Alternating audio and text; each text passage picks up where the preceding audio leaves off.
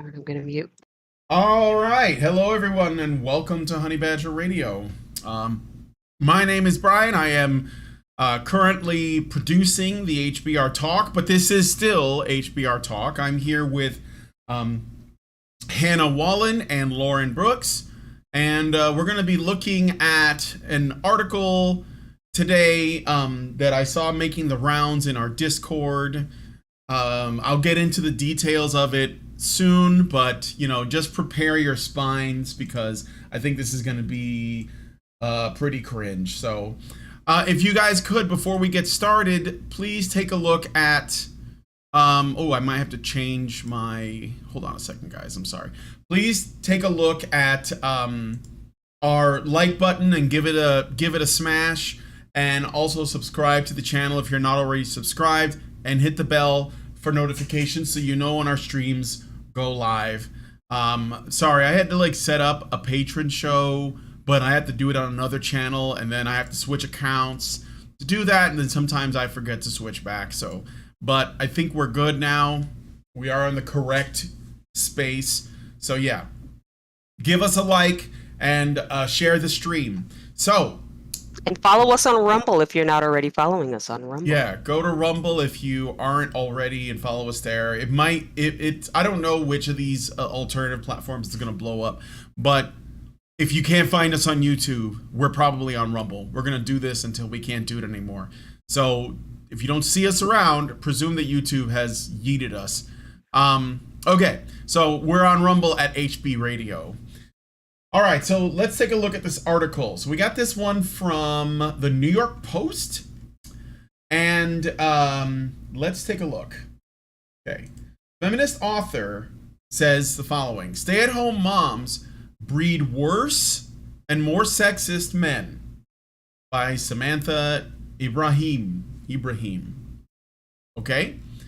So author Jill Filipovic, who's on the left, made controversial comments about stay-at-home motherhood in a viral Twitter thread. All right. So you guys ready? You want to jump into this thing? Yeah, I'm ready. Hey. I hate follow Jill Filipovic. Oh, really? Yeah, and I see a lot of men's rights people do. So because she just says the most inane things, and so I cannot imagine what kind of vile things she has to say about motherhood and yeah. Yeah. All right. Well, let's see. Controversial feminist author Jill Filipovic, I hope that's how you say it. I think it's Filipovic. Filipovic? Okay. Oh, yeah. Okay. I hadn't even looked at it until...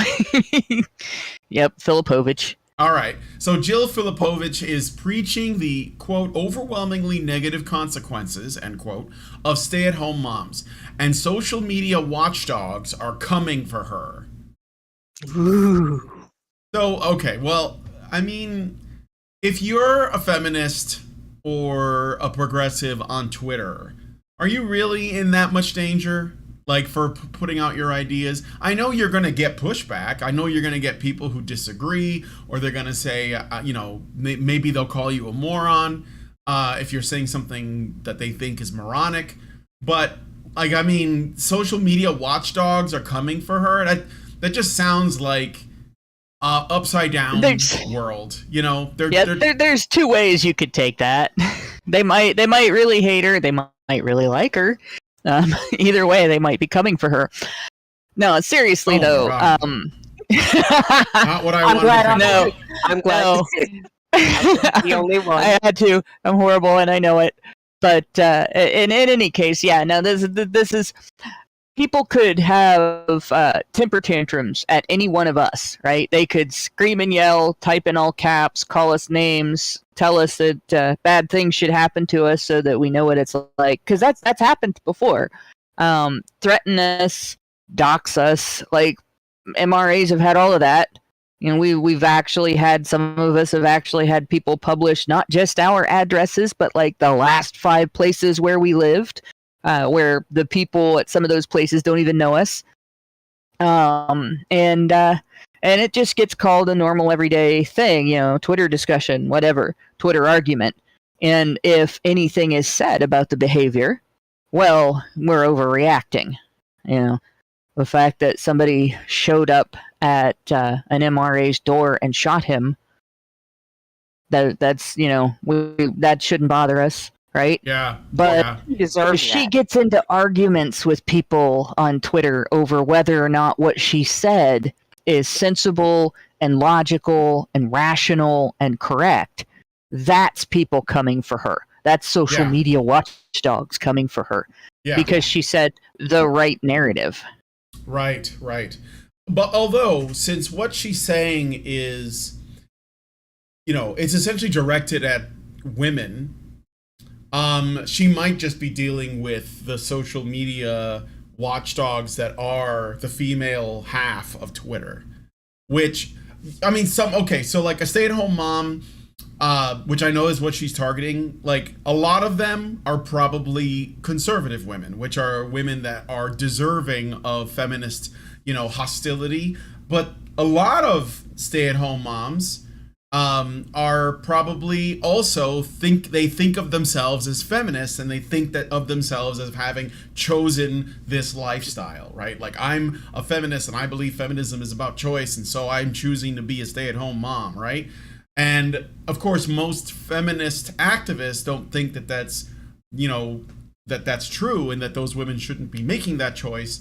But it doesn't really matter. She's basically, what I'm saying is that as a man, I ain't got shit to do with this, because this is women fighting with other women mostly. Yep. And you know, ain't got nothing to do with me. So, you know, because I think they all need to chill the fuck out. Well, and what they're fighting over, if you think about it, is a privilege that in general men do not have. Right. They're fighting over something that only women could be fighting over. The option of staying home and raising kids versus getting a job. And even though like stay-at-home dads exist, that's just not something that men presume they have like access to. So it's not even like, it's got nothing to do with men. Okay. So in a way, I take pleasure in these fights, because it's just women fucking with other women. So it's kind of like white people attacking other white people for being white. Mm-hmm. You know. Yeah. And so you kind of understand what they say when they say black conservative men, or the white men of black men of, you know, it's completely ridiculous. Yeah. It's all the women criticize other women because it's a different choice. You know what I mean? And now it's just so ridiculous. It's mainly the feminist women criticizing the housewife woman, right? The woman that doesn't hate men, which I can side with, because, you know, but I do wonder, and I'm gonna read on, but I'm gonna try. What I'm curious about in this article is when she says that stay-at-home moms produce more misogynistic men. And that's the degree to which I'm interested, because she is essentially saying, you know, stay-at-home moms produce terrible men. Is she going to go the usual feminist route of stay-at-home moms do that because gender roles are reinforced in those men who later grow up to expect those gender roles from women that they're going to date because their mother was one of those people, you know, which perpetuates patriarchy, blah, blah, blah. Right. Or is she actually going to say something about single moms? Because she doesn't like it. Stay-at-home moms can be fine, right? And they're probably going to give their kids the best outcomes so long as there's a dad around. But single mothers are different, you know. So is she going to bring that up? I'm not holding my breath. So, okay.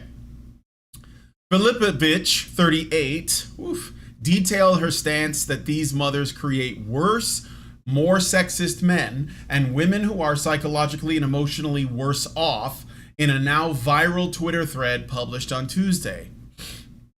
Expanding on her latest Substack essay, It's a Bad Idea to Pay Women to Stay Home, the Brooklyn-based writer-lawyer tweeted her thoughts on the subject in response to a recent New York Times guest column espousing the merits of paying parents to stay home. Oh, so we're talking about people who take what? Yeah, like leave or maternity something like leave? that. Yeah. So Yeah. now she's saying that we shouldn't do that. I think that, well, because feminists have been whining about maternity leave for a long time, right? So And is this? now she's arguing against it, against paid maternity leave. Yeah. But, Mhm. does she really mean maternity leave? Because I think she's coming at this as from a standpoint of actually raising a child. Like this is well past the 6 or 8 weeks, whatever it is that women get for maternity leave. We're talking about a raising a child, not just having a baby and taking off of work for a couple of months. And, because they're not going back to work. These people are stay-at-home moms. So Yeah, what does the she mean? headline of They the have- guest essay that she was responding to is parents who stay home should get public child care support. Oh, too. no. So essentially, the Oh, women no, should get no, child no. support from the taxpayer. No. That seems We to already be do that. That's what we fucking do. Well, for single moms, if there's no father in the house and they happen to be on government assistance, that's exactly what that is. But if you think that you're going to sit on your ass and be a baby breeding machine and I'm going to get up at 4:30 every fucking morning and go to work and you get to take money out of my paycheck, bitch, we got to have a conversation about that cuz I don't think so. Yeah, this is just a guy arguing to impose a socialist program on American families and American taxpayers. He literally starts out arguing, and this is like he's referencing socialist countries in Europe here, and he literally starts out arguing that in Europe, in some European countries, parents can choose between sending their kids to heavily subsidized daycare or receiving a stipend from the government to take care of them at home. So there are some European countries that are actually paying parents to take care of their children at home instead of sending them to daycare. I think we're hitting like peak helplessness here. Mhm. That's it's actually insane. But yeah, that's what the guy is arguing for, that we pay stay-at-home moms to be stay-at-home moms so that they're not using the subsidized daycare system. Well, then Yeah. you don't get your tax credit at the end of the year. Then you forfeit that. Okay? If that has to be the only balance. Right? If you want to collect a check from everybody every month until your kid is whatever age, 18, unless you keep having kids and then you're there in perpetuity, no, then you give up your yearly child tax credit. Yeah, I mean, that's what that's supposed to be one of the things it's for. And to be honest, it's really treated weirdly if you work harder and you make more money. Like it's U-shaped. So if you're in the middle class of parents, I guess not really middle class, but the middle of the group of parents that's eligible for this, then you get a larger amount. And if you're at either of the ends, whether it's you don't make any money or you make a lot of money, you don't get anything back. So your kids are worth less if you're really poor, or if you're like middle class or above, than if your kids are just on the border between middle class and poverty, and you live in debt instead of like being wise with your funds and everything. Well, which is manipulative of the government, really. Yeah. Well, these people sure do love talking about what should happen with other people's money, and it always seems to come back to them. That's really weird. Okay, so expanding, let me see. Okay. She says, quote, "The problem with paying people to stay home with kids, though, is that, one, we're overwhelmingly not talking about people. We're talking about mothers. And two, pushing women out of work comes with overwhelmingly negative consequences," begins the thread by the outspoken author of the 2020 book, Okay Boomer, Let's Talk How My Generation Got Left Behind. So mothers are not people. Got it. Yeah. Well, what he's trying to do is say this isn't something that affects people like men Right. and women. This is something that I only know. affects women. But like, if the woman is married when she did this, then the man is clearly picking up the slack if she's staying home. Like, the only way that could work, right? So this is- but then like, oh well, men are working, and for some reason that's not worthy of acknowledgement, even though it's their tax dollars you're trying to take. This is something that most feminist women do not understand. Most women, I shouldn't even say most women, like the overwhelming majority of women in relationships, women who live with a partner, women who are married with children, women who are single moms who are living off the state, don't understand this, all right?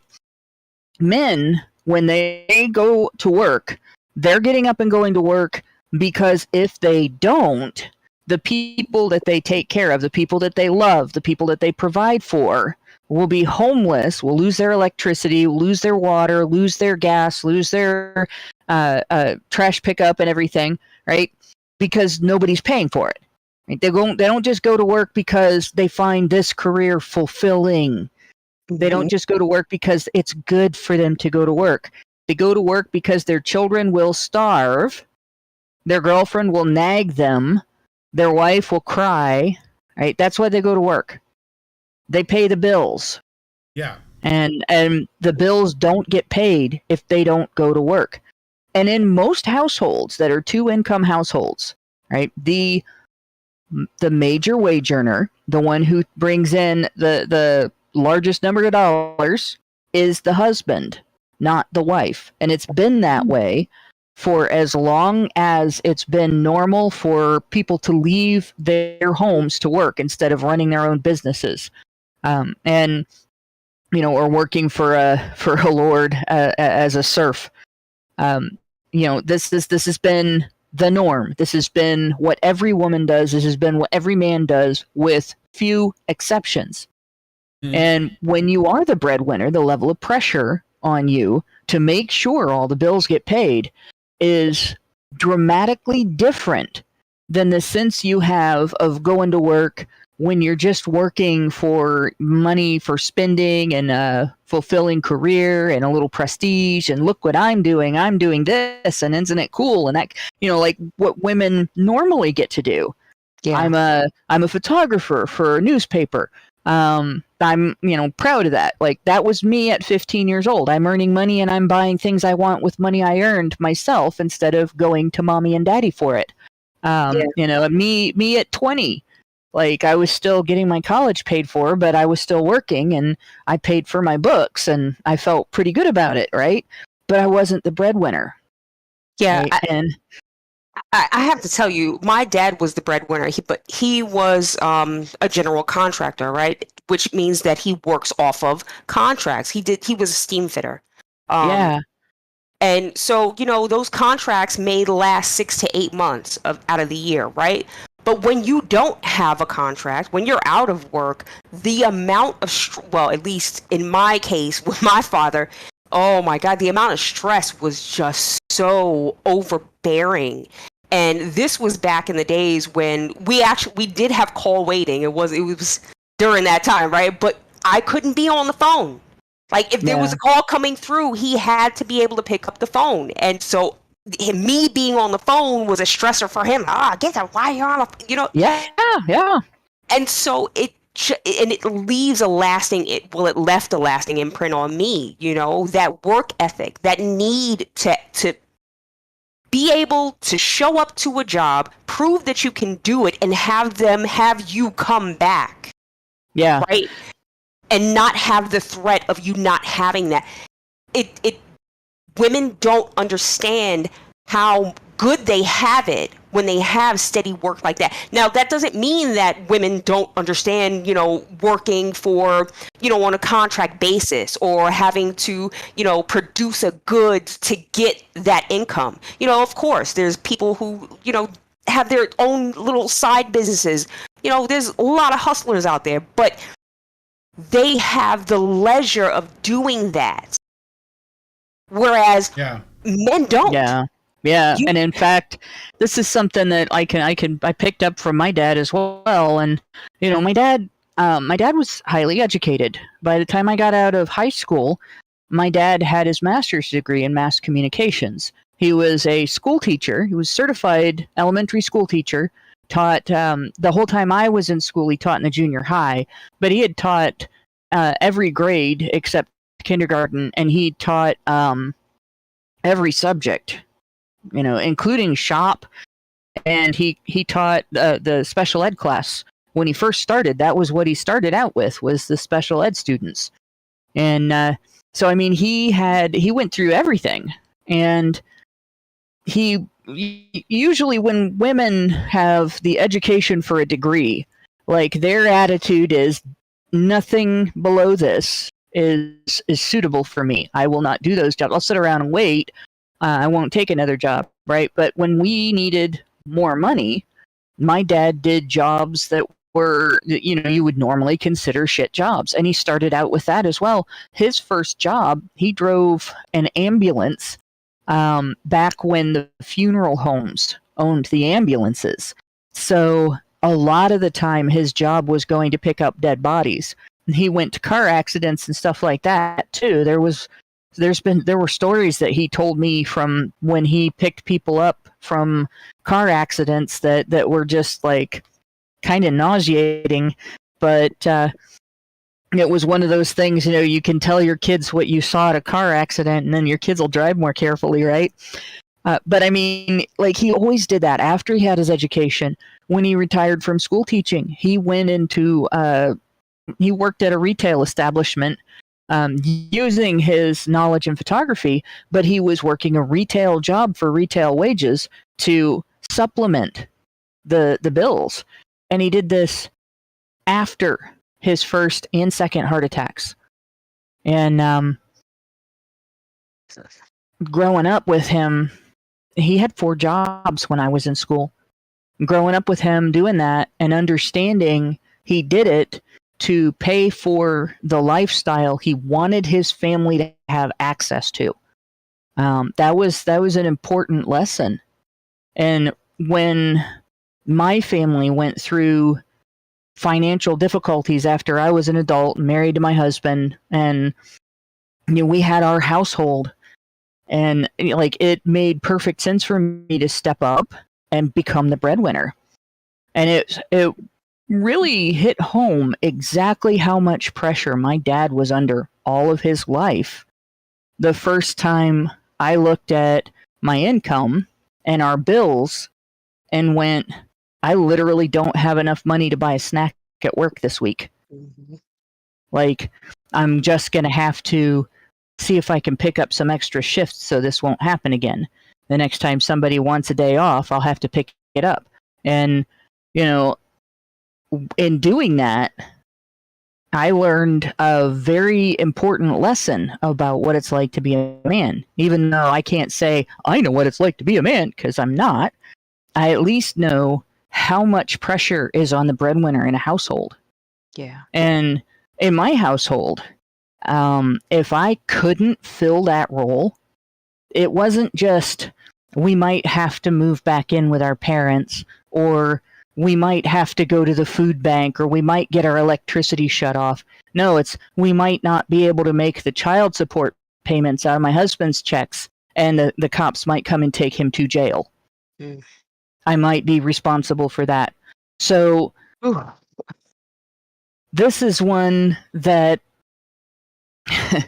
like, I look at this from the perspective of someone who has seen what it's like to be under pressure as the breadwinner, what it's like to be under pressure to ensure that nobody is harmed by not fulfilling that role, by not filling that role, and what my husband went through for years with that child support debt hanging over his head that wasn't there because he walked out on his wife. It was there because she walked out on him. It wasn't there because he did anything wrong. It was there because he was disposable. Right. And in my opinion, she wasn't very bright about that because she left the man of my dreams. So I might be a little biased. But in any case, women don't understand that mostly. Like, women who live alone understand it because, like, they're homeless if they don't work, right? Women who don't have children understand it because the state doesn't come along and say, oh, you poor thing, you can't make the bills this month, we'll help you out. Nope, you guys are men, right? You don't have children, you're not doing it right. And women who have husbands, they might understand it a little bit just because if they don't back him up, they're homeless too. But there aren't very many women who understand it from the perspective of an actual breadwinner or a family. And so this article is pissing me off. You can probably tell. Yeah. Yeah. And I really think that a lot of what we are about to read is going to be, oh, the poor women, they don't get to have their fulfillment of their careers that they have for themselves because they want to have a career and have the prestige and have the benefits and all that. It's not going to be about what's taken away from the children when they lose access, part of the day to their parent. And it's not going to be about, what it does to the family, the household, when mom's not there to cook and clean. And it's not going to be about what the husband experiences when he doesn't have a wife taking care of him the way a stay-at-home wife would, because she's working too. Yeah, and I mean, in most households, it would seem that both parties have to work anyway, because when women entered the workforce, men's average salaries went down because they were to hire women, and I wouldn't say like discriminate or something like that, but I think that maybe women were willing to take less money, or because now the state could tax twice as many people, it took more money out of their pockets, and so there's like a number of factors. So now, the average household, it's most likely not going to be a stay-at-home mom and a dude that's working. It's most likely going to be both people are working, and they're basically just trying to stagger their work schedules in such a way that there will be someone at home to spend time with the kids and such. Stuff like that. So, they do like we did, and they trade childcare with close, trusted friends whose kids are friends with their kids, so that it's not, you're not shoving your kid into daycare with strangers. Right, right. So, but the other thing that this woman is not going to write about, I guarantee it, is the fact that there is no such thing as a stay-at-home mom.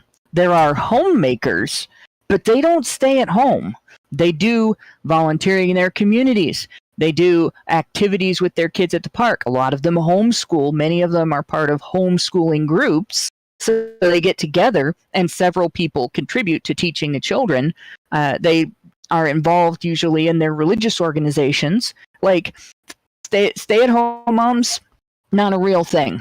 There is no such thing. They don't stay at home. They're still working. Yeah. Yeah.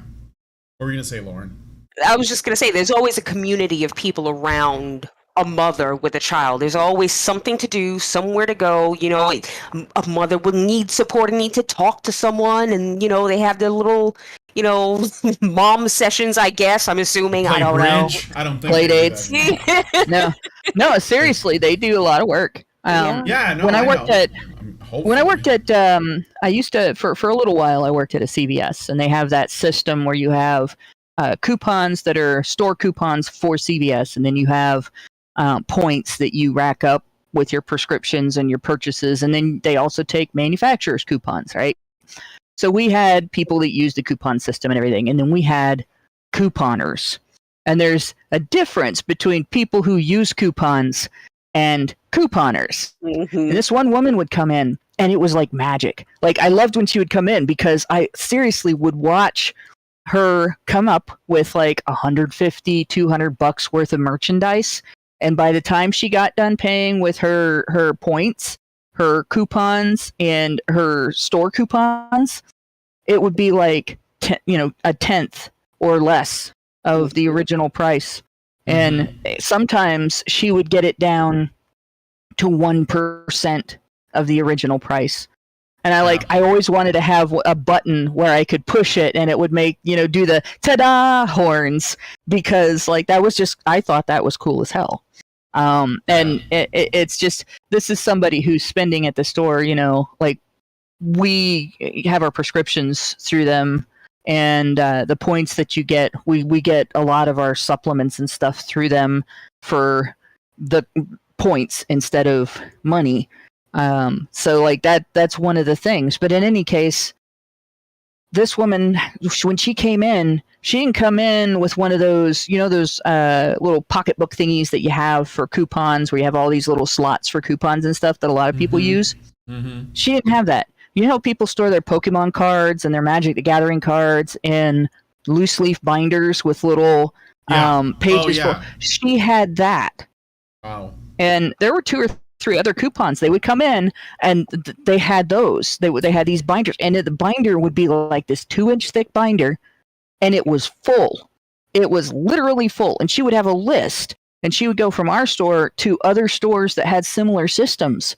And she was getting hundreds of dollars of goods for, essentially free from her perspective by using these systems. Well, we have to get these prescriptions, or we have to get these other things. We're getting them at these stores. We get points for them. We're going to use the points for these other things. And it was, like I said, it was magic, but that's a job too. And, and then some of these women did this with, they would collect coupons from newspapers and other sources. And they'd come in and they'd walk out of there with a bunch of a particular brand of razor. And if you look on eBay, or if you look on Amazon, where people can have Amazon stores and stuff, you'll find those razors. And they're not at the store price; they're at a lower price. So they're reselling stuff and bringing in a little bit of income. But they're doing that with their kids in tow. They're doing it from home.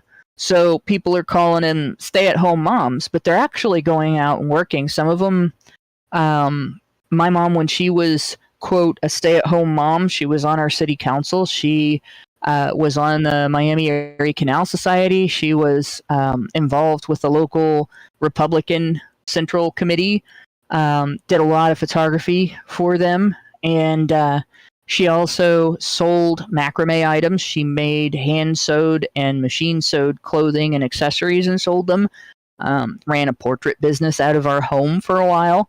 Was a participant with Dad. They ran a photography business that did weddings and commercial photography and everything. So the whole stay-at-home mom thing, not a very good name for what women who are homemakers do. Right. Well, I also don't think that breadwinner is a good name either, because it suggests that that there is winning going on, when really it's just that there's either only one person working, or one person is making more, but that one person's higher wage, it's not exactly going right into their pocket. They're not going to use to buy new rims for their sports car. It's probably it's already accounted for, because most of us are just living hand to mouth, and especially these days. So I mean, I get why. Well, I use the word breadwinner for a pretty good reason. In my family, the overwhelming majority of the income that paid the bills at my parents' house was from my dad's work. And the overwhelming majority of the work that my mom did was essential to the welfare of the family members, but it didn't create a profit. And what she did that did create a profit was done in conjunction with Dad, for the most part. And in my own home, the times that I've been, that I would consider myself to have breadwinner status, the first part, the first big chunk of that, every penny my husband made was being confiscated by the government and sent to his ex-wife. And, then every time after that, it's been because he's been injured. Yeah, sure. and off work, or Yeah. the government forced him out of work. During the COVID crisis, I was an essential worker, but the government essentially put the factory that my husband worked at out of business. Of course, yeah. Well, like I said, I guess my issue with the term, and I'm not saying people can't use it. I mean, use it if you want, but I think that the term breadwinner seems to imply that there is a winner and a loser, and that, like, usually the breadwinner is the man. I don't think it does at all. No, I don't think it does at all. I think it implies that the person is the one going out and bringing home resources. I don't think it's winner as in you're the person who goes hunting and brings home the deer. You're the breadwinner, not you're the winner and the other partner is the loser. There is no loser in that equation. I think that's a pessimistic way to look at the term. And I think men deserve a lot of respect for having filled that role over the years. I don't think they should be forced into it. I don't think that society should treat men who don't fill that role as lower beings or anything. But I do think that when somebody steps into that role, and because men don't have to get married, they don't have to become fathers, they don't have to pay for the house and the picket fence and the 2-car garage and all that. They don't have to do any of that stuff. They do it because they love their families and they want good things for them. They do it because of what they care about and who they care about. And then there's also a degree to which they do it because they're under pressure to fill that role. But it is an accountability thing. So I feel like it's a way to acknowledge they're being taken advantage of. And it's also a way to acknowledge that they're the ones that are stepping up. And it's not that women aren't doing important things when they fill the homemaker role. It is that the one important thing that men are doing as a breadwinner is not a thing that the woman in the homemaker role is doing. And if we can't acknowledge that, then we might as well not have families at all. It's not bad that women work, but it's also not bad that men or women end up in a homemaker role or choose a homemaker role and couples agree to that. These are lifestyle choices people should be able to make. Yeah, of course. All right, well, let's get back to the article.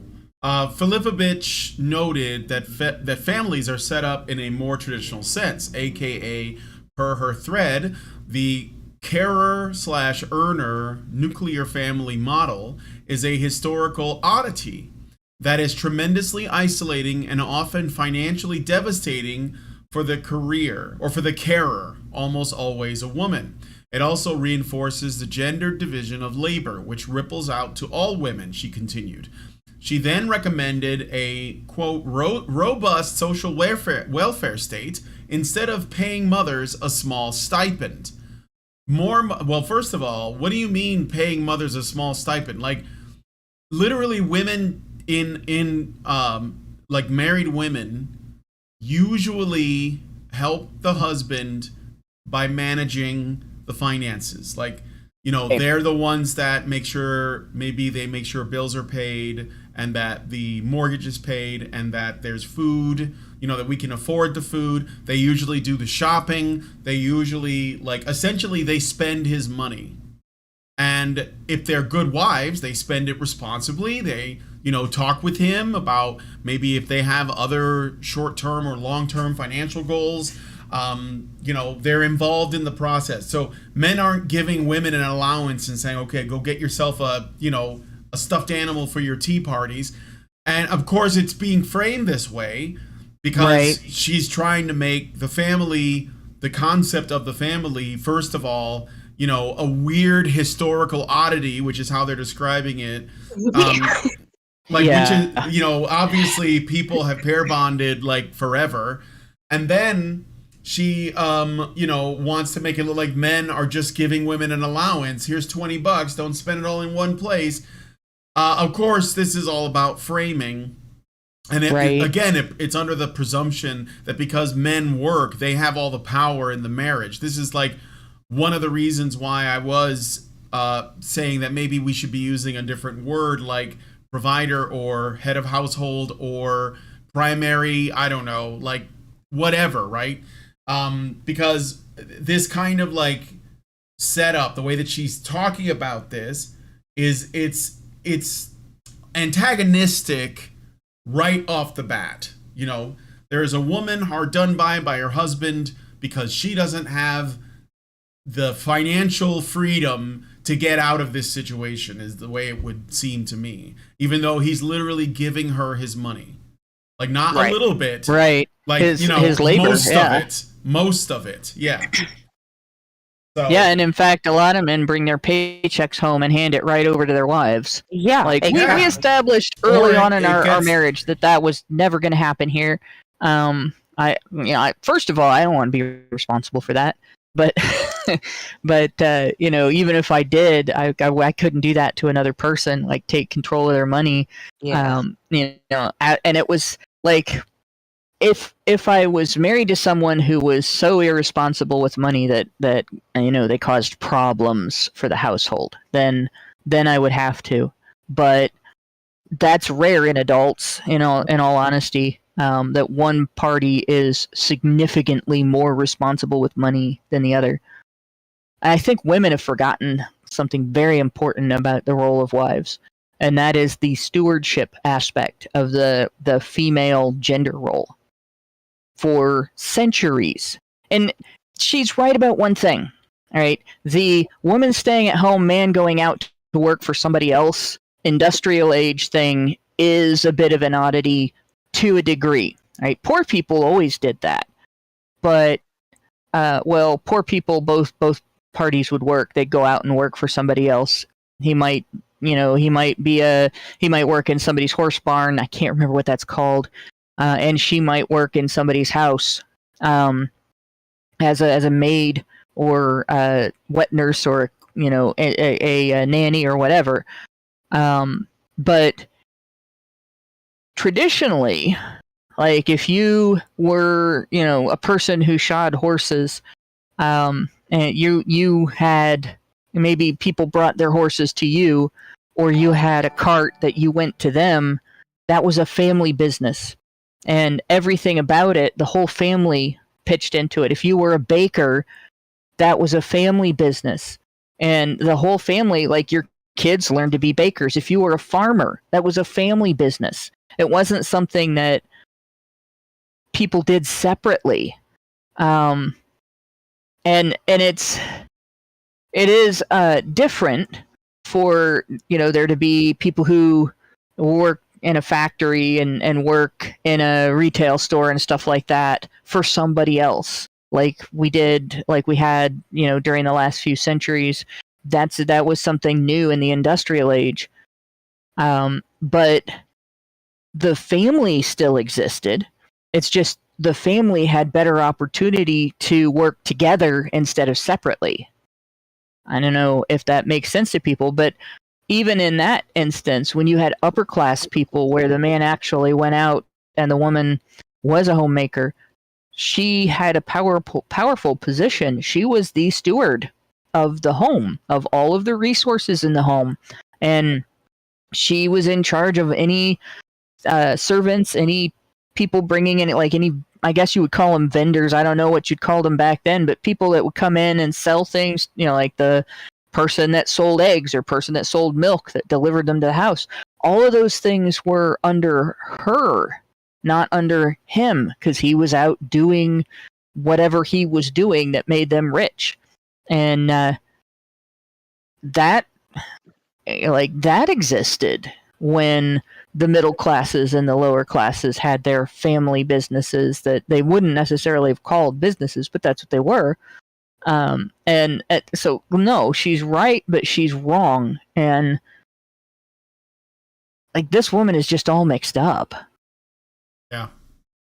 Well, again, I think it's all about the framing. So like, if you're a feminist, then your first priority is framing whatever it is you're talking about under the feminist model. And then if you have to like warp reality to make it fit, then you do, and you use, you play with words till it sounds right, and then you go ahead and say it.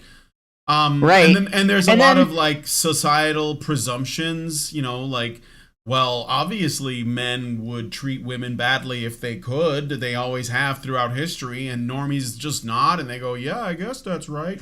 Yeah, I wouldn't do it in a million years. I would never do that. But other men, yeah, of course. Yeah.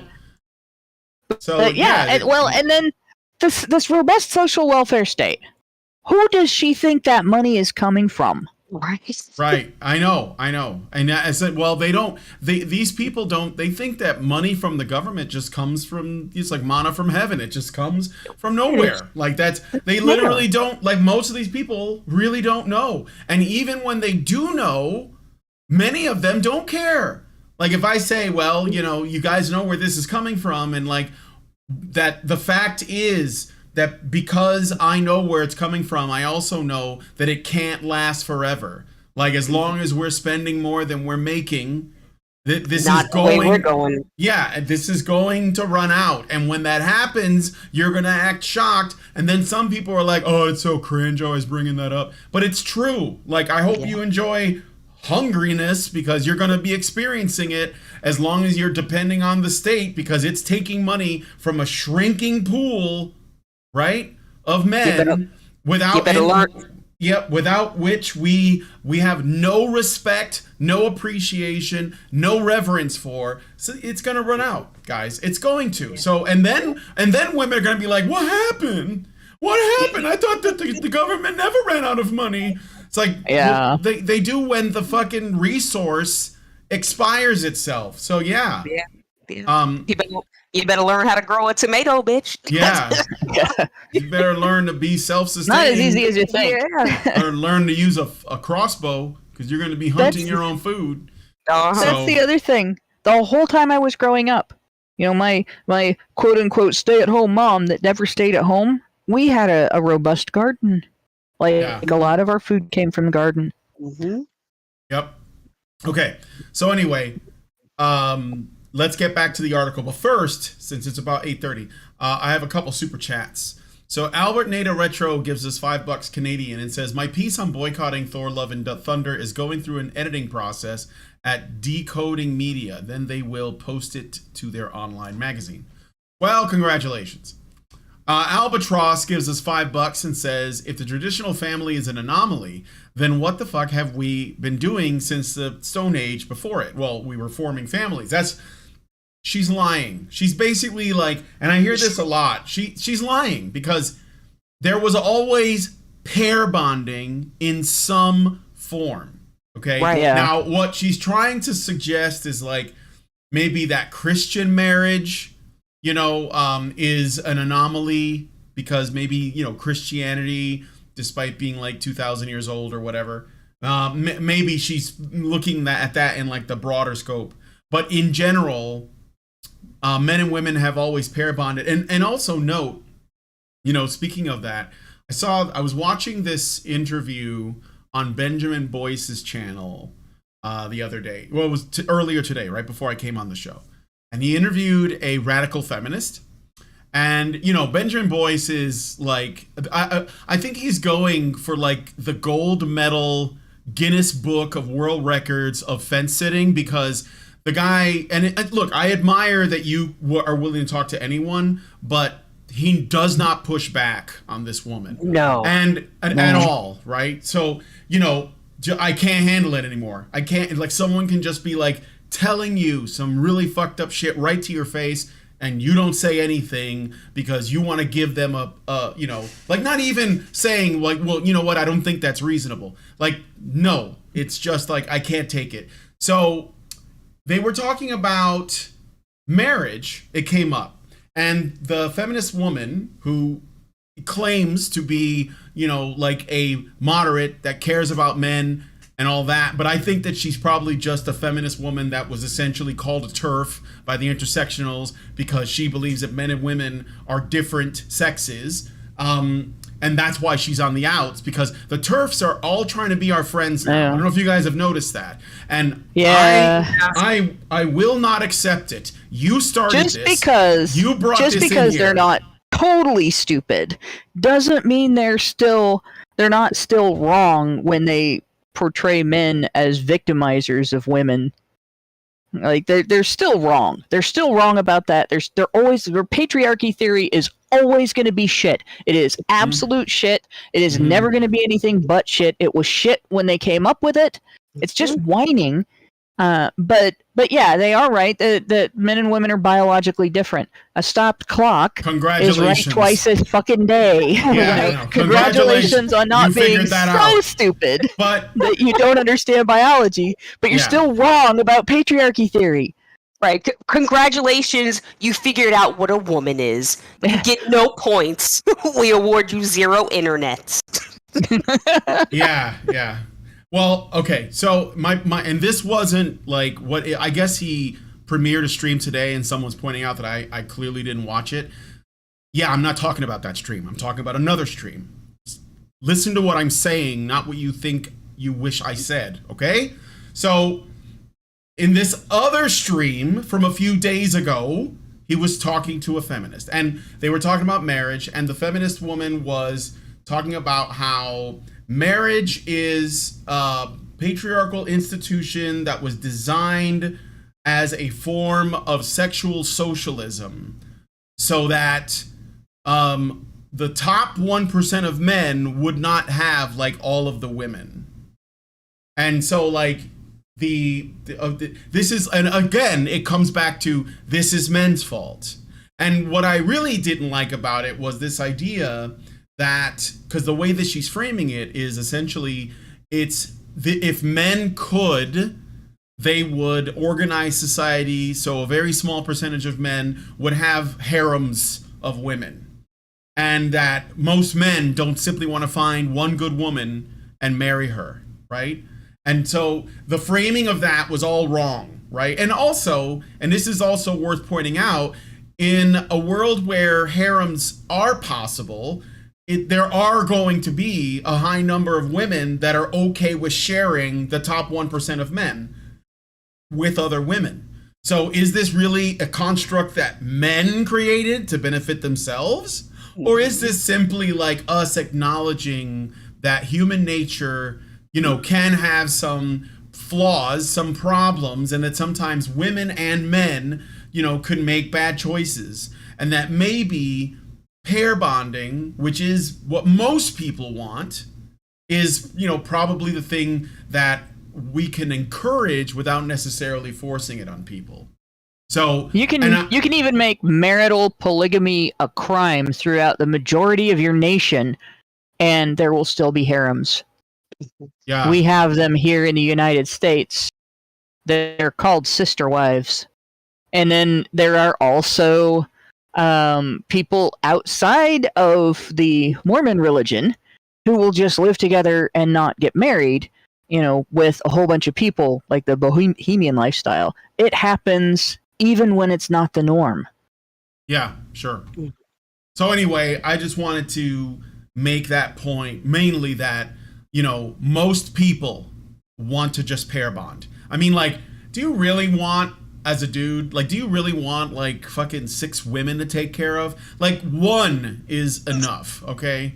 Like, seriously, and I think of it this way. It's one of those things you could probably brag about, but like, I think that the glitz, novelty. Yeah, the novelty will wear out. Yeah, it'll wear out. Wait, I mean, think about how many wives King Solomon was famous for having, right? It was like 500 or 800 or something like that. Just huge number of ungodly number of wives.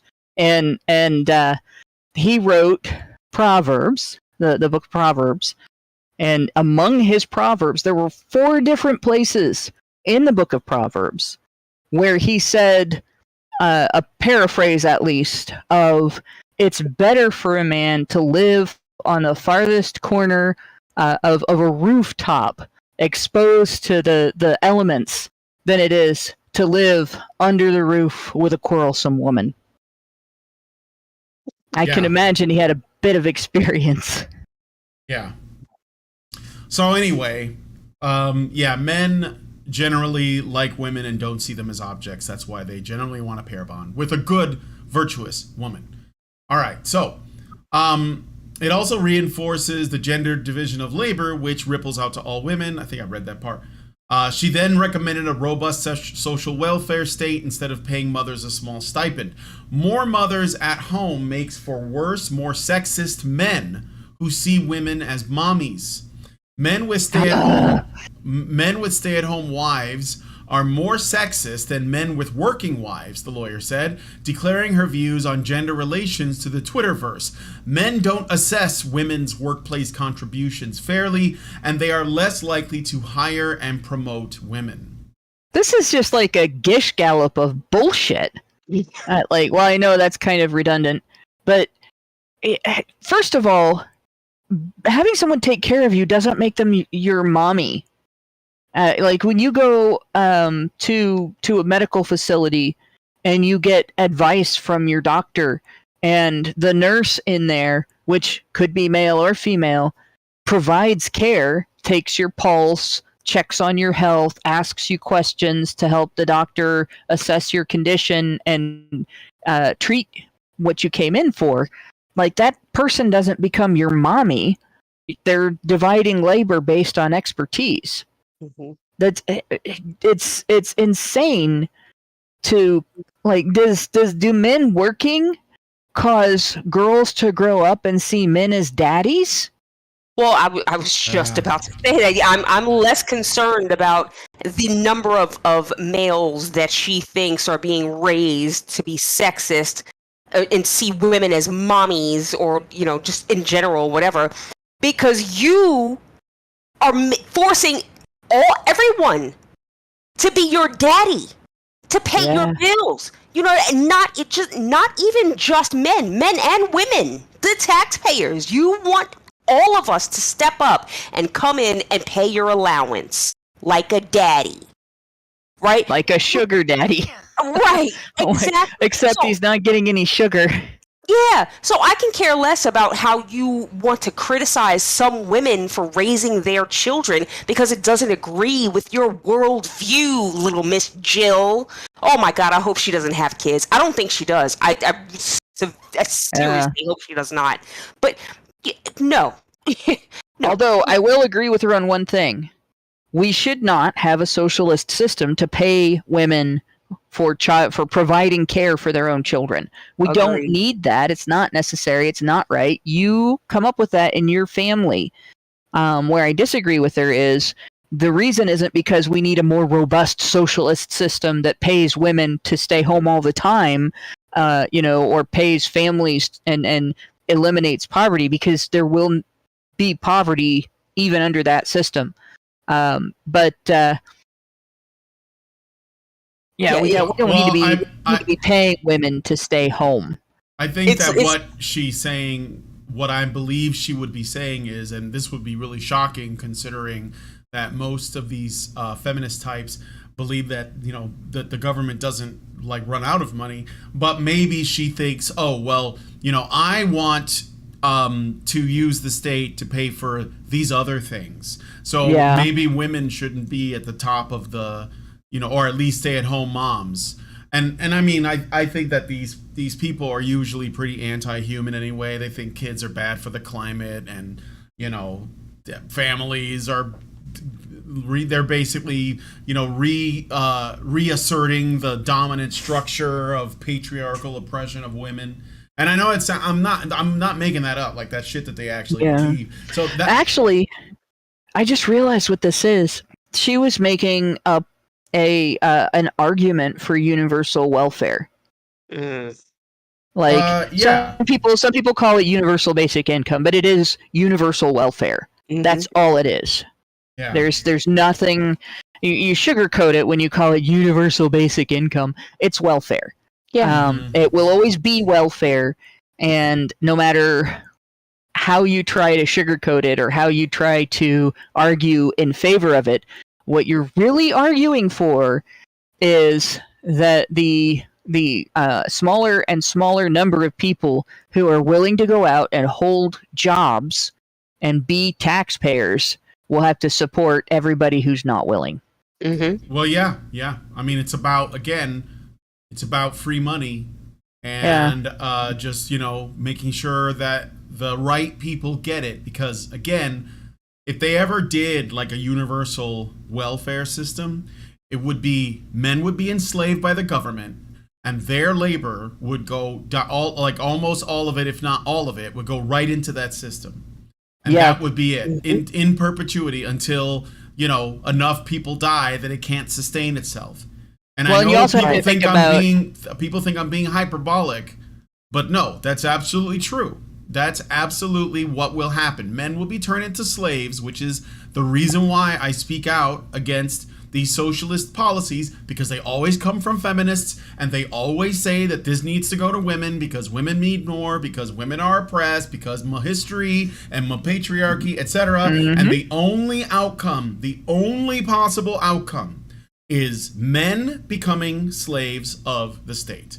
So a massive transfer of the fruits of men's labor, of men's labor to women's pockets. There is no escaping this reality. There is no escaping this truth. And the less sympathy you have for men as a group, the easier it is to enslave them. So, and if that in and of itself doesn't scare you enough about this, the people that advocate for stuff like this are the same people that advocate for social credit systems like China has, where if you don't behave in a way that is politically correct, if you don't live your life the way your betters think you should, you still have to do that much work, but you get less money.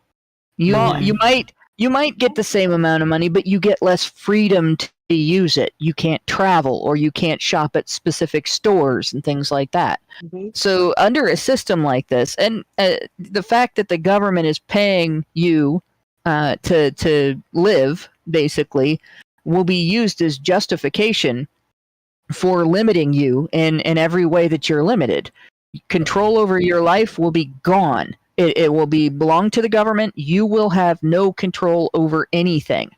And a lot of people talk about it as you will have no responsibility. No, you'll still have responsibility. You just won't have any control.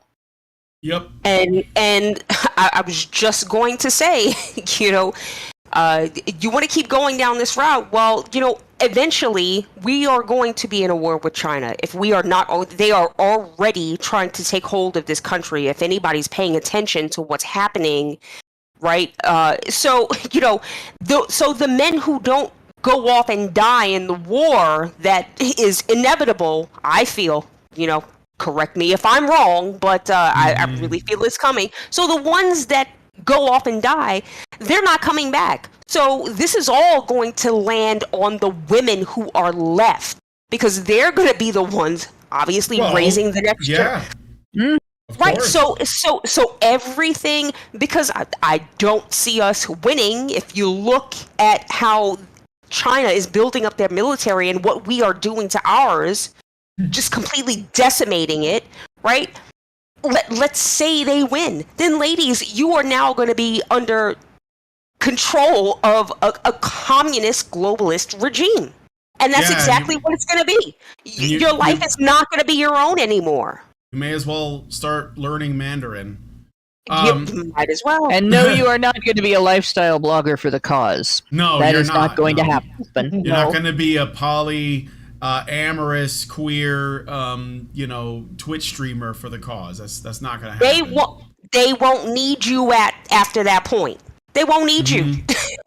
You know what I mean? And that's why those people are being propped up, because it's just to take us down. So once the regime takes over, you guys, you wanted to be part of it. Okay, you thought you were going to be the commanders. No, you're just another pleb, just like every single one of us. You're just no, they're not. This is the way it works, and Yuri Bezmenov pointed this out. They will be the first ones against the wall. Yeah. Right. Because they are broken, and the government can't use them. Well, they serve their purpose. So they will dispose of them. That is what happens in communist revolutions. The revolutionaries are the first ones to be taken out by the new communist regime. All right, so let's go back to the article because we got that was a little, little bit of little off the mark there. Okay, so she's talking about, right, so stay-at-home mothers make or raise sexist sons. And I think that needs to be addressed. Essentially, what she's saying is that if you're raised by a not a single mom, I'm sorry, a stay-at-home mom. So let's assume that your father is in your life as well, and you're growing up, and your mother is raising you from when you're very young. She's breastfeeding you, she's cooing you, she's basically giving you whatever you need as a newborn, and then when you become an adult, a child rather, you might see more of your, father off and on. So you have a well-balanced, well-adjusted childhood, right? No abuse, no abandonment, no neglect, no beatings. And I know this is a bit ideal, but I think that's important, because I do think that that's what good parents strive for. Like they usually want, that's like what they aim at. It doesn't always work out, but that's usually what they're aiming at if they're decent parents. I think it's the majority, though. I think, and if you look at the numbers from Health and Human Services Department and law enforcement and everything, child abuse is actually not the norm for two-parent households. Right. So what's going to happen? And by the way, recognize that she's not talking about like what the problems might be for girls that are raised in a home with a mother that stays at home and the father is out, working or providing or whatever. She's only talking about boys.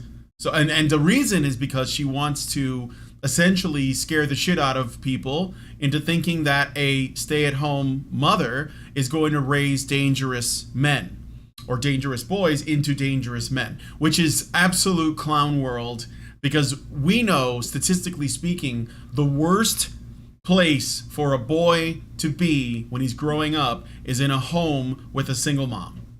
No, I mean that a single mom, not a stay-at-home mom. Okay, so obviously single mothers are a different animal compared to, say, housewives or stay-at-home mothers.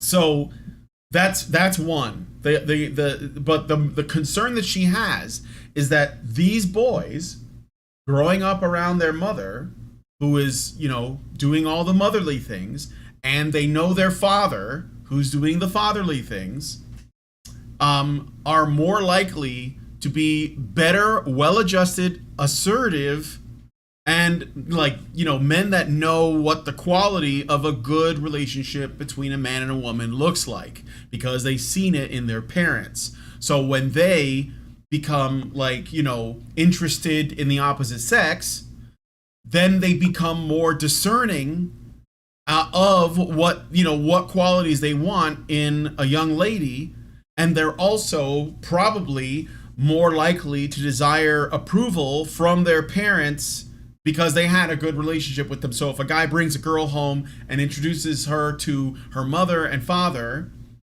which I know that doesn't happen these days really, but I'm sure it does in some places, then the parents can, essentially assess this girl. If she looks like trouble, they'll tell their son, and their son will say, okay, well, I'm glad that you told me that. I don't think I'm going to date her anymore.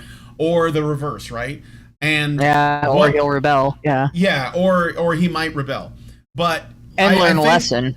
I think, though, if he has a really good relationship with his parents, he's probably going to trust what they say. It sort of depends on his other environmental factors, like what he might learn at school or what kind of friend group he's got or whatever. But and his personality. Like my brother and I had exactly the same parents, but he was way better at that than I was. Yeah. So, but what I think this feminist is concerned with is that you might produce a man with a spine.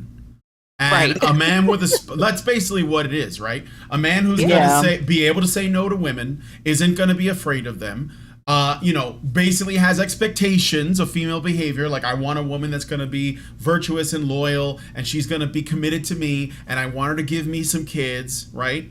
And she's basically saying that no man should have expectations on women. Right.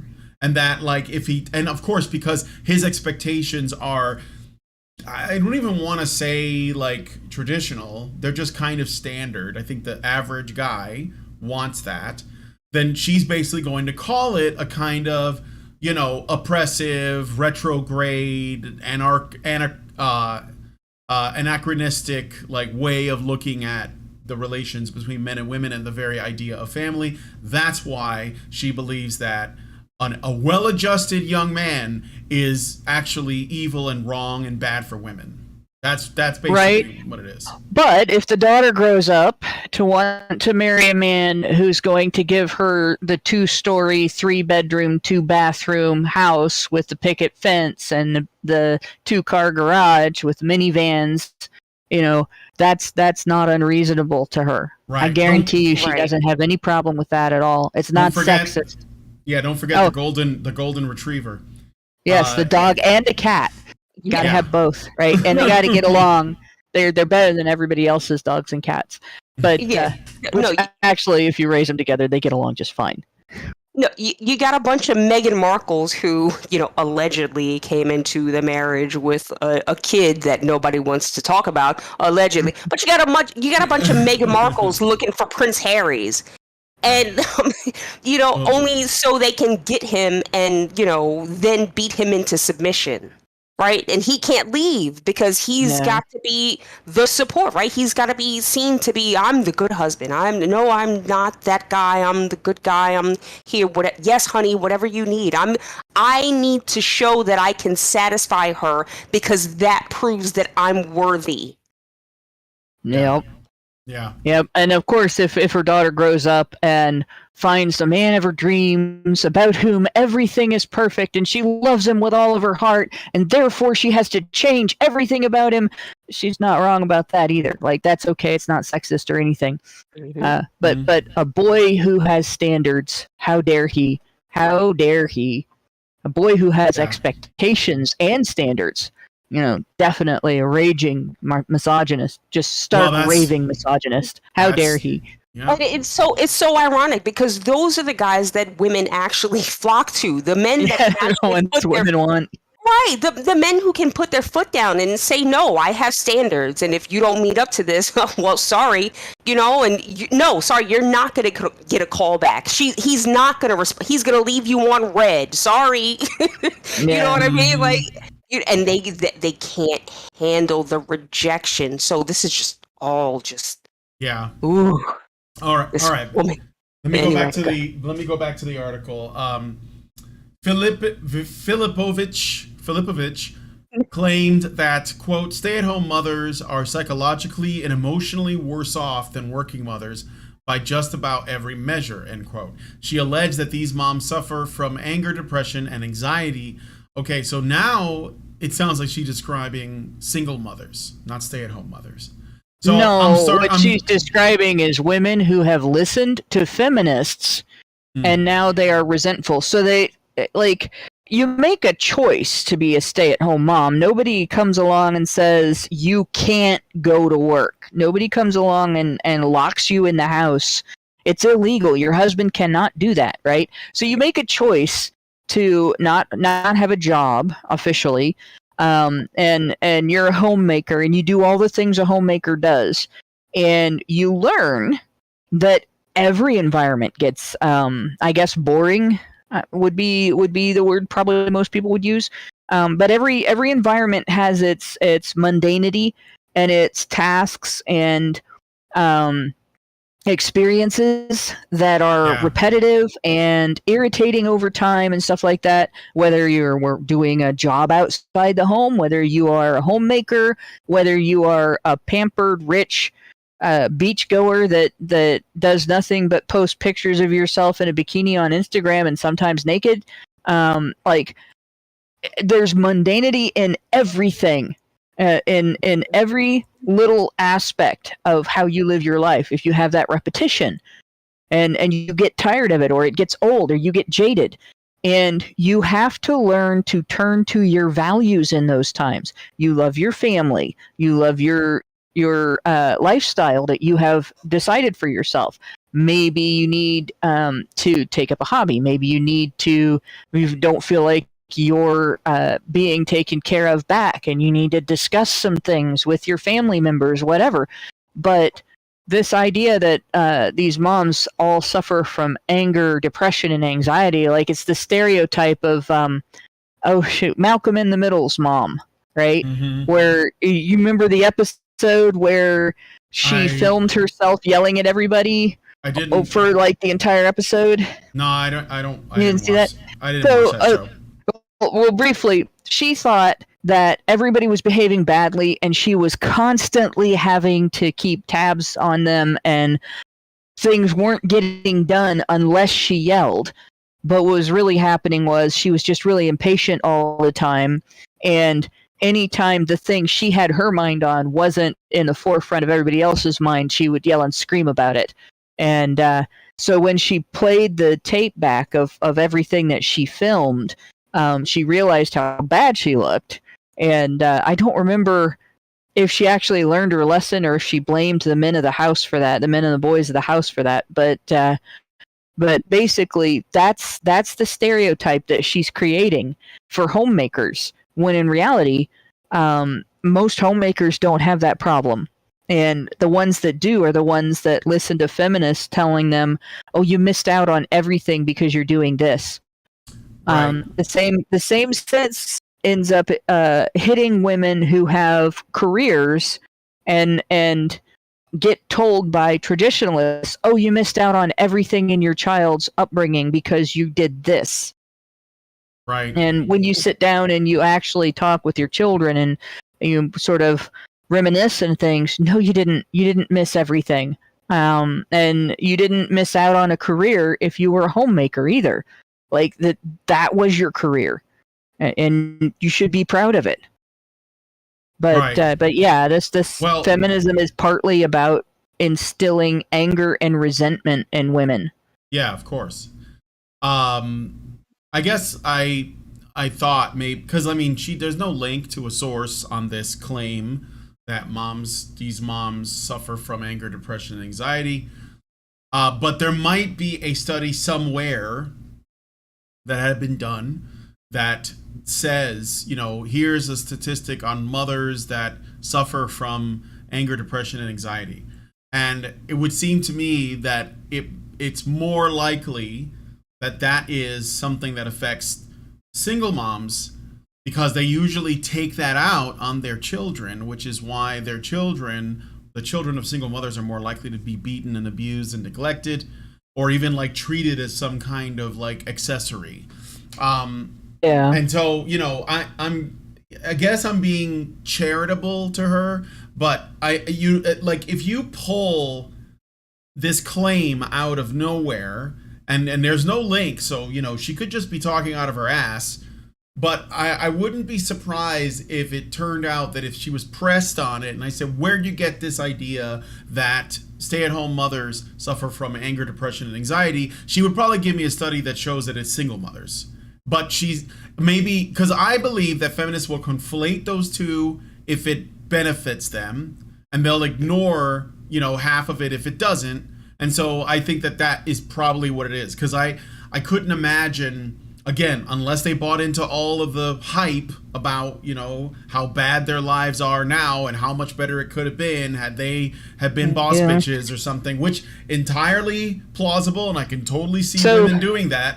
But I wouldn't be surprised if it's probably single mom she's talking about. Yeah, but if she's talking about single moms, then her advice to pay women to be stay-at-home moms is counterintuitive, because the only stay-at-home mothers, single mothers who would be stay-at-home mothers, would be either women who are independently wealthy, and I doubt that they're miserable, or women who are on welfare. In other words, welfare queens, right? Yeah. Living with their parents, Right. Yeah. Yeah. Or they're collecting child support from 4 different daddies. Which is you can do that and still be a welfare queen. I sat and listened to a woman arrange that with one of the caseworkers at the Health and Human Services Department here in the Dayton area. oh gosh, years ago. Mm-hmm. Well, anyway. Yeah, I'm Go ahead, Laura. kind of make a joke about women with 3 kids and 5 baby daddies. Yeah. Because it's kind of what happens, right? If they even if they don't know the paternity of one child, they'll lean on a man and use him and make him think that he maybe potentially be the father of the child and extort money from him. Mm-hmm. And they'll do that to whomever they can, until it's then decided that, if it ever is, right, that this is that actual father. So, it's just ridiculous. Women get over on men so much when it comes to paternity. It's just ridiculous. This idea of let's just give women more money. Because they've got there's no simps around them. There's no way possible that they could be getting any kind of money under the table or of course, maybe on top of the table. And if they can, they'll take it from wherever. Like they'll put their kids in their taxes if it gets them more money. So all right, but anyway, so she also suggested a better model is to have a paid parental leave policy that, quote, heavily incentivizes men to take significant time off of work too. So this is like maybe the push for paternal leave. And again, how is that? If you're like letting men and women go home, like who the fuck is working? Like what? Especially in the earliest weeks, she continued. A child can be cared for at home by its parents for the first year of life. Then universal, high-quality child care, commie shit, can be added. Yeah, this is just a push for socialism. That's all it is. Mm-hmm. Yep.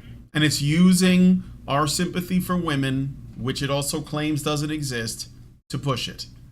Right. It's not enough that we incentivize women to kick the fathers out of their home, right, to get money from the government. Now it's these pesky women that still love those men. No, they need money too. We just gotta lump them all in. Everybody just needs more money, even if those women might disagree with this push for just this money from nowhere, you know what I mean? Because it doesn't come from nowhere. It comes from maybe their husband's taxes that he's going to work for. Maybe now he has to work even more because he's got to pay every woman wants this money, right? You know what I mean? It's just insidious. I can't stand this chick.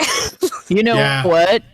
This thing about stay-at-home mothers being psychologically and emotionally worse off than working mothers by just about every measure came from a Gallup poll of 60,000 U.S. women interviewed in 2012, and non-employed women with young children at home were more likely than women with young children at home who are employed for pay to report experiencing sadness and anger a lot of the day yesterday.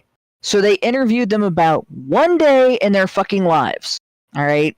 The average lifespan of an American is over 70 years.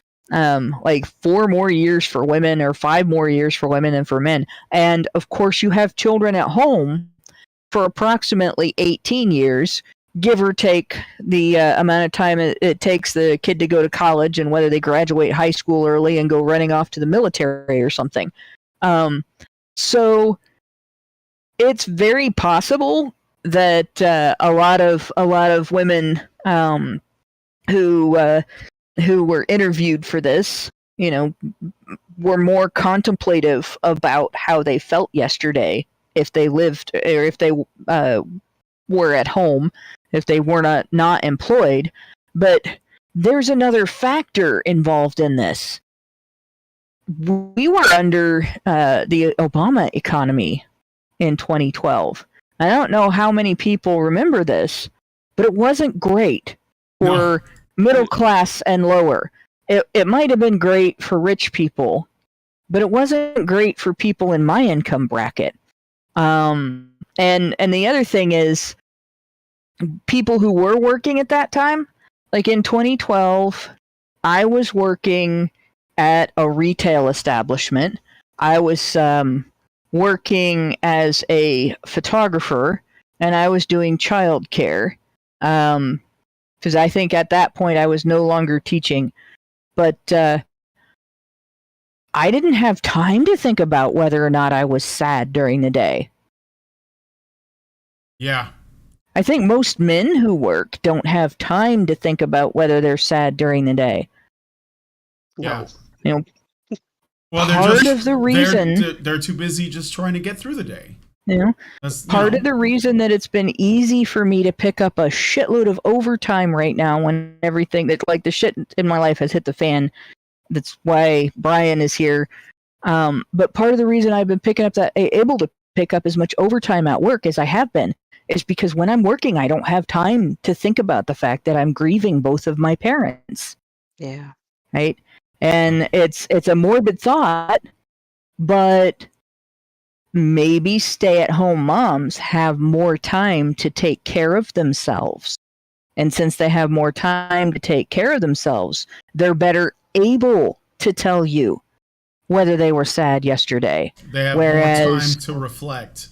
Right. Workers who might be taking this stupid phone call in between, two different jobs or on their way to one of them, whatever.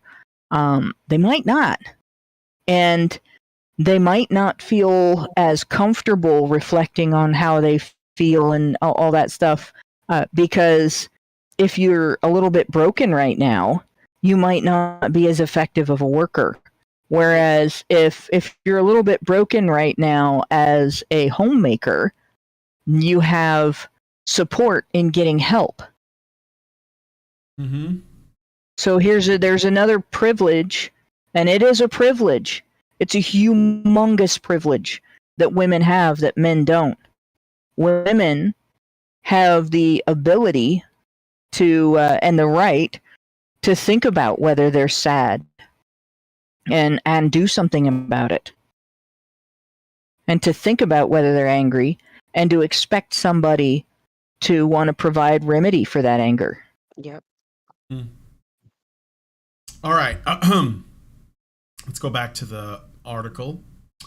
Let's see. So I talked about paying men.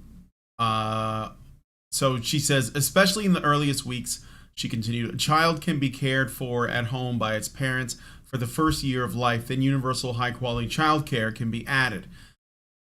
The Seattle native concluded, oh gosh, he's from Seattle. That makes so much sense. The Seattle native concluded that the powers that be should, quote, just give people a little extra money when they have babies and don't consign people to living in poverty, end quote.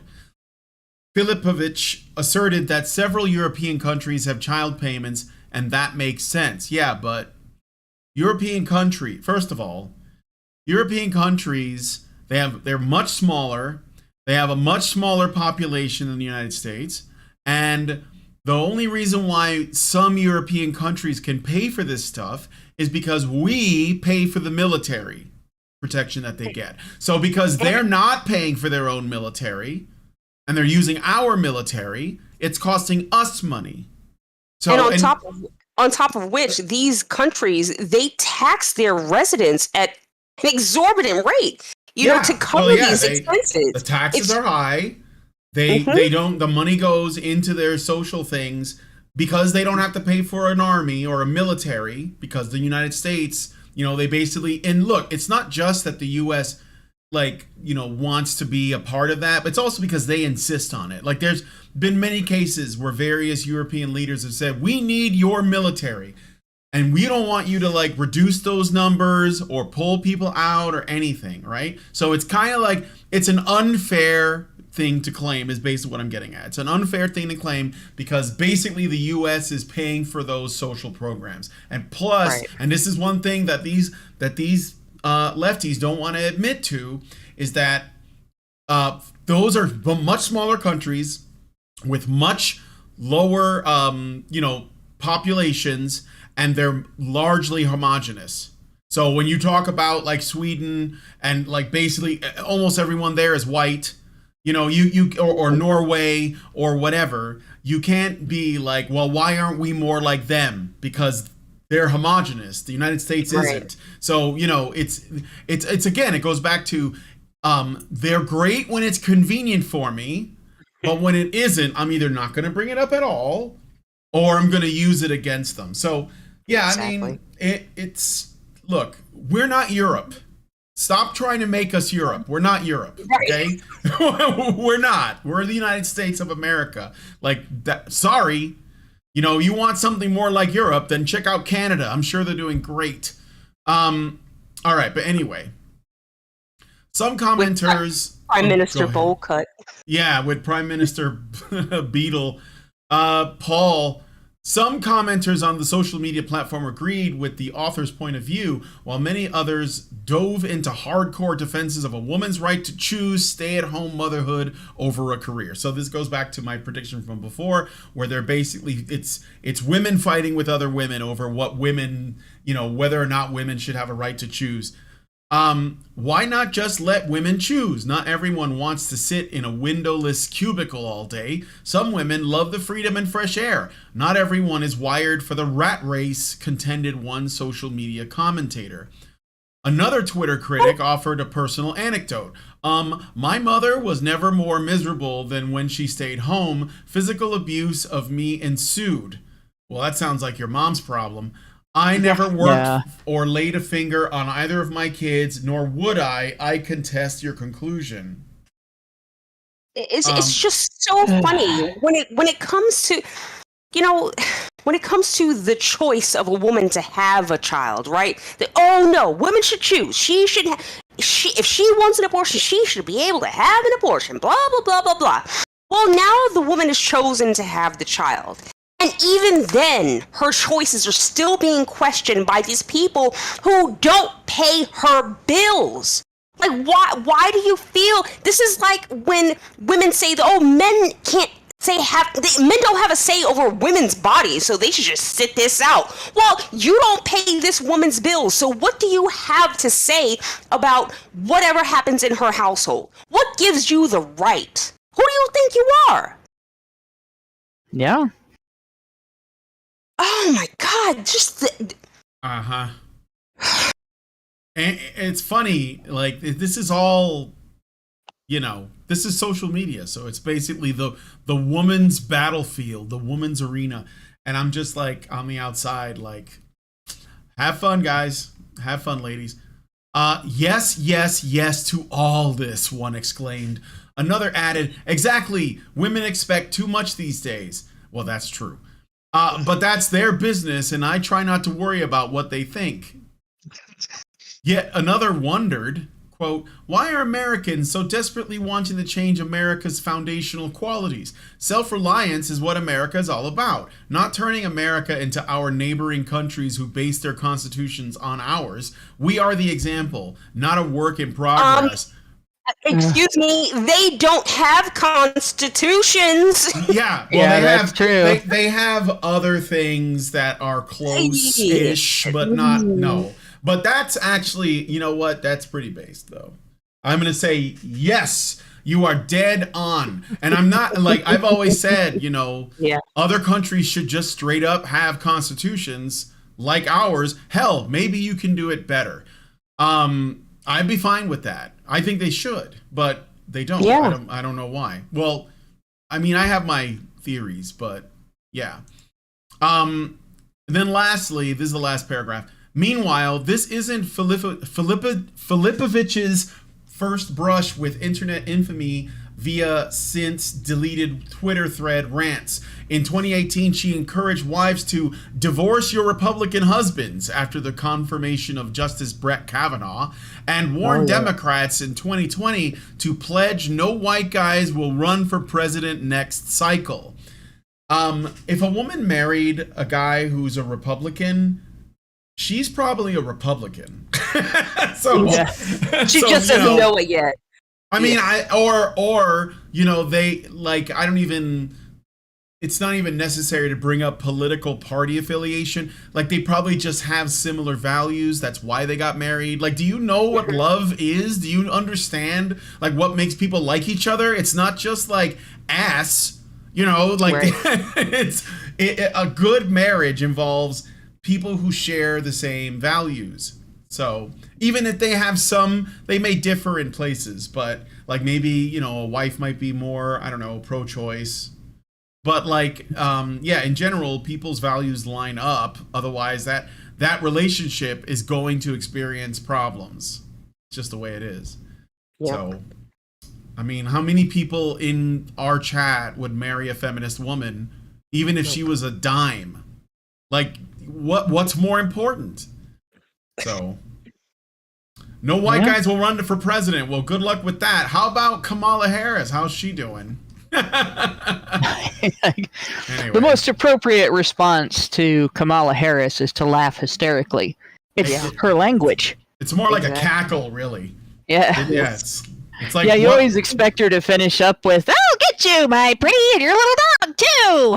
Mm-hmm. And I've figured out how I would like to actually pronounce this lady's name, and it's not Philoppic. It's full on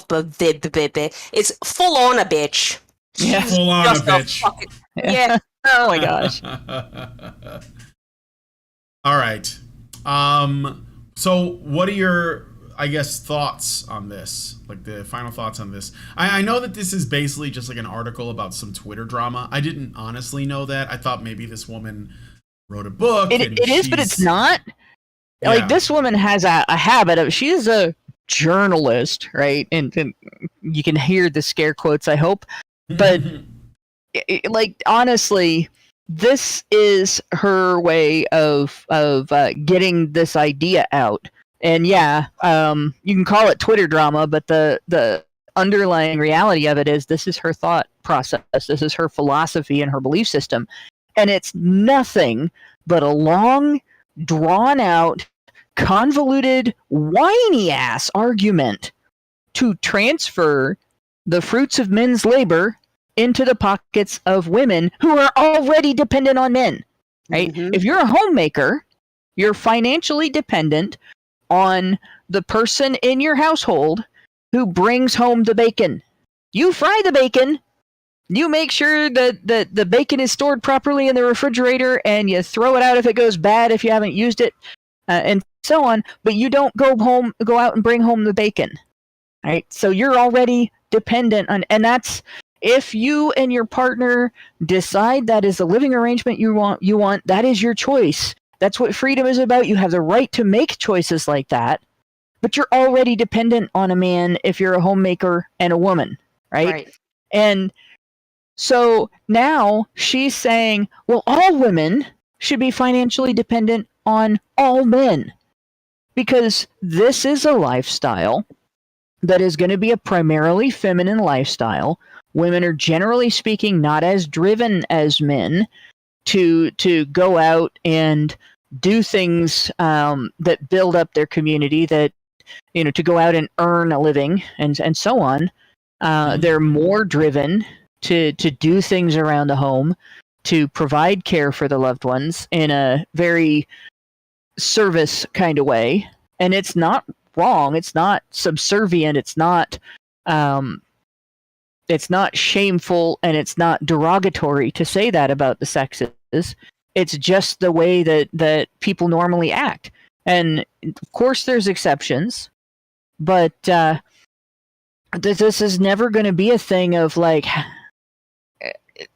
some outside source of funding supporting men and women equally in a choice to be a homemaker. And it's never going to eliminate poverty, and it's never going to create equality. It's always just going to be a way to steal resources earned by men and transfer them to women. And it might not even be the women in your own family. Oh, yeah, no, most likely it isn't. I mean, if they're taxing you, right? So, yeah, I mean, I get, that's totally what she's advocating for. It is a little bit heartening to see that there were a number of women that push back on that. But I wonder how many people in general understand, like, just in a practical, mechanical, economic sense, why these are like terrible ideas to banter about with such you know, like with such like callous abandon, like you know, how do we want to spend men's money, like, you know, and then and they're just arguing over how to, you know, what to do with other people's money, and they don't like even like it doesn't. It's a foregone conclusion, right? Like it's just expected to be there. Yeah, and they're just talking about it like whatever, you know, and I think that comes from not just a misunderstanding of like, you know, economics and like the role of the state, etc. But it also comes from like a tremendously callous and unsympathetic attitude towards men who are the people who are primarily, you know, like paying into this shit. And if you don't think the people who are the primary contributors are humans, or you don't think that their opinion on this matters, and you're just talking about their money like it's a foregone conclusion, you know, you're just basically like perpetuating more of that, because people forget that, again, you know, this stuff doesn't come from nowhere. It comes from the pockets of men who, despite everything, are still busting their ass every day to keep society running. And we're, you know, like, for some reason, we see photographs of the journalists who are probably like that's probably the job that is the largest net drain on our entire society. Like, as opposed to like an electrician, or a guy who's like working in sanitation, or a firefighter, or a cop, or a soldier, right? Or an independent business owner, or an engineer, or someone that's actually doing something, you know, of value, whether it involves labor or ingenuity. And yet none of those people have names effectively. It's just journalists like that. And they have tremendous cultural influence. That's the problem with journalism, especially today. But, you know, so yeah, it's because they, you know, they write books, and then they become pundits, and then they get involved in politics, and of course, you know, statists are going to support journalists that support statism, so they get rich off of that, you know. And when I say statists, I mean like advocacy groups, lobbying groups, politicians, corporate you know, board members that want the protection of the state to keep their products, you know, alive. Like people who believe essentially that all problems in our modern world, most of the problems that they're observing are just problems that might only affect them, can only be solved through state power. And so that's what they support. That's what they advocate for. That's what they preach about. They evangelize it. They're evangelicals over it. Yeah. And these journalists, they're, you know, they want clout, they want access, they want their profiles lifted. So they're going to go along with it. Yeah, they're paid by the very small group of multinational, you know, media Global conglomerates, elites, media conglomerates that own the American media, right? Which is people like to think media. that Fox and people like to think that Fox and CNN are, you know, competitors. Well, no, I'm sorry, but they are owned by people who are very much in bed with each other, right? Yeah, sure. They all just push the same narrative. So these journalists or any talk of these talking heads that you see, if you turn on the TV and see them, then, or if they have that, you know, logo at the bottom of their YouTube video, then you know the message that they're saying is bought and paid for, which is why even Fox News, right, won't bring up some ultra conservative talking points, right? They don't talk about. They play the neocon middle, and that's basically their whole tune. But like people are sick of them too. So, you know, but. Anyway, yeah, it's that got maybe a little too real for some of us. I think we should wrap it up probably. There's a comment I want to read, and then I will shut up. But Okay. It's just so So Natalie Shure, Shure, and I don't know her politics. I don't know if she's a tradcon or a feminist or what, but she says, respectfully, I think you've really missed the mark on this one. Policy being advocated here is providing choice between public funding for outside care or home care. Your framework amounts to coercion into labor market, which just isn't a site of self-actualization for most people. Is this the comments under the article we read through? It's a comment under the tweet thread. Oh, it's in the that Twitter the article thread. is about. Yeah, and yeah. I'm like, this is the problem, right? What's our focus on? Not about what might be the right thing to do. Is it ethical to confiscate some people's money to support other people's lifestyles? Not a term, not an idea. Is it beneficial to families to even do this?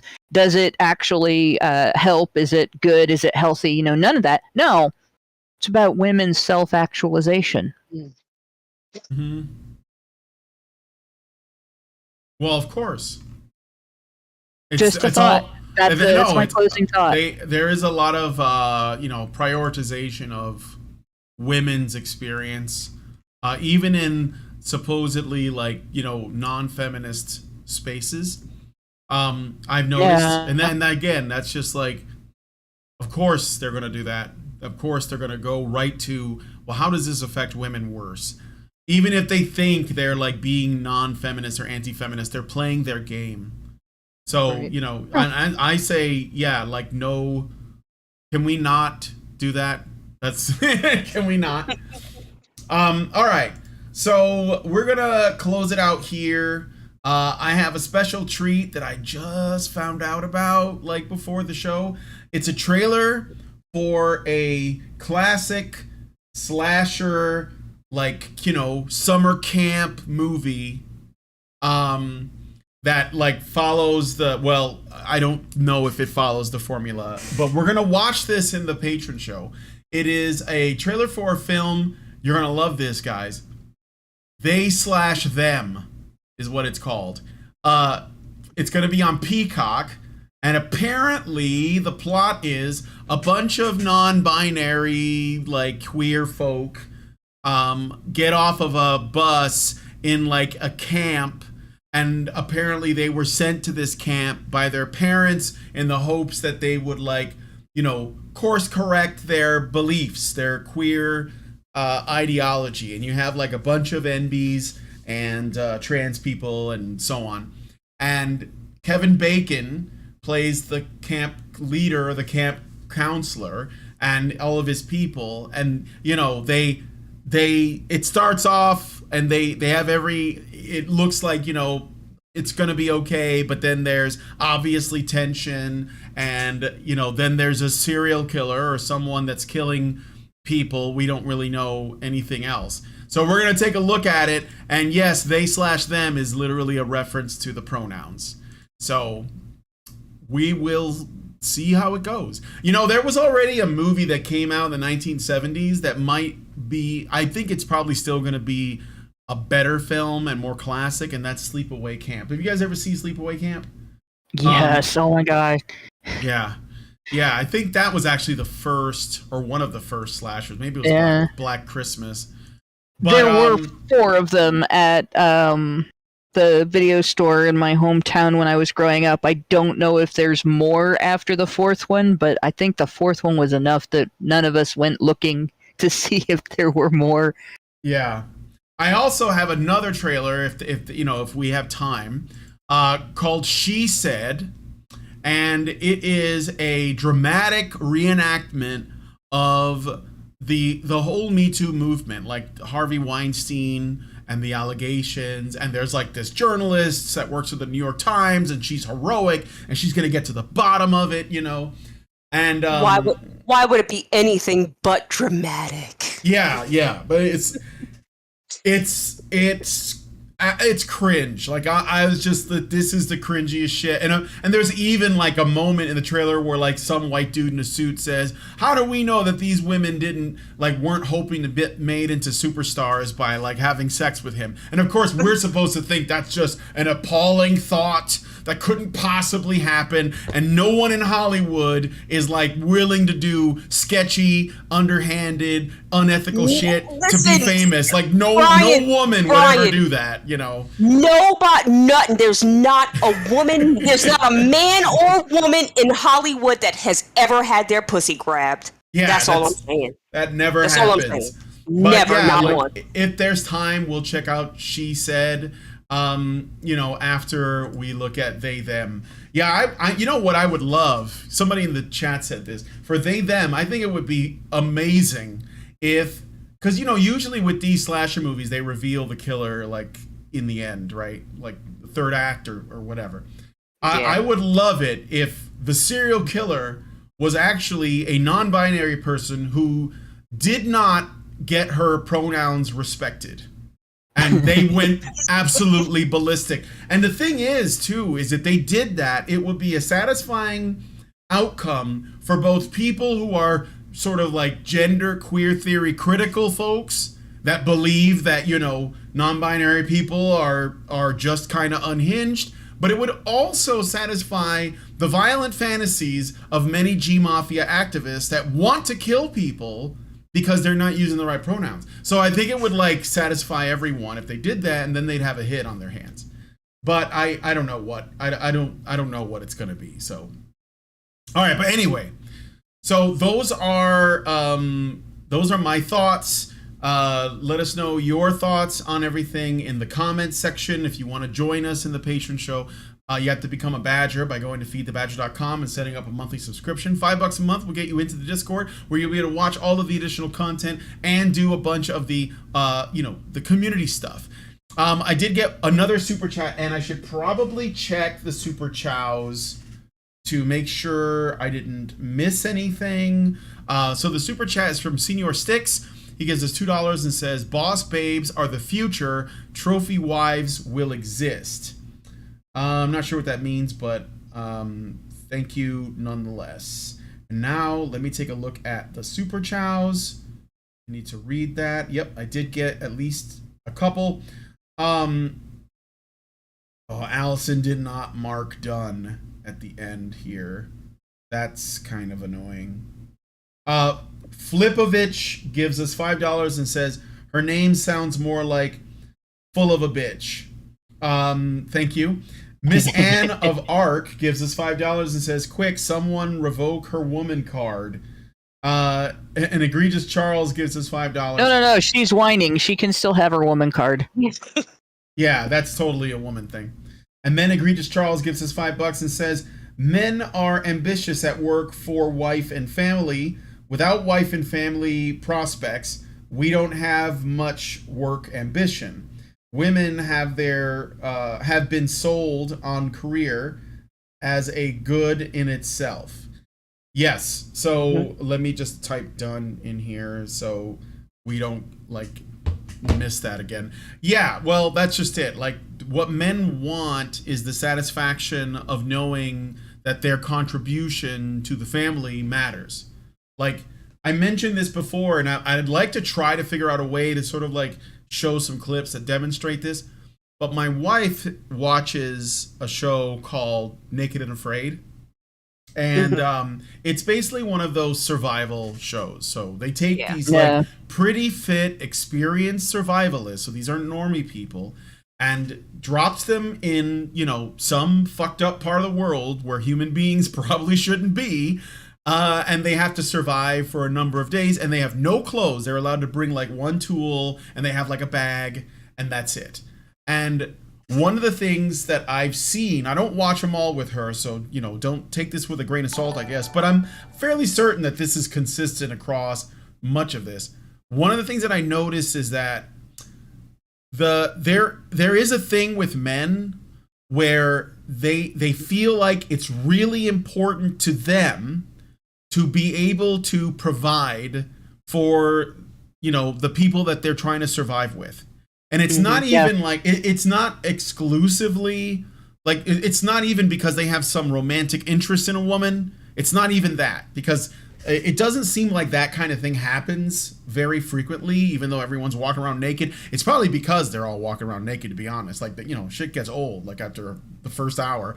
But they want to be seen as capable providers, and so they will work so hard to try to bring home the bacon, per se, like hunt an animal, come back with some fish, whatever. But they want to be seen as the guy who provided, and it's like men get so caught up in that, and they could actually be to their own detriment on the show, like where they get so caught up in it that they, overextend themselves, or They get injured, they get sick. they get injured. Yeah. They get really competitive with other men who are also, trying to do that kind of thing. I mean, in like that, when that happens, but it does sometimes.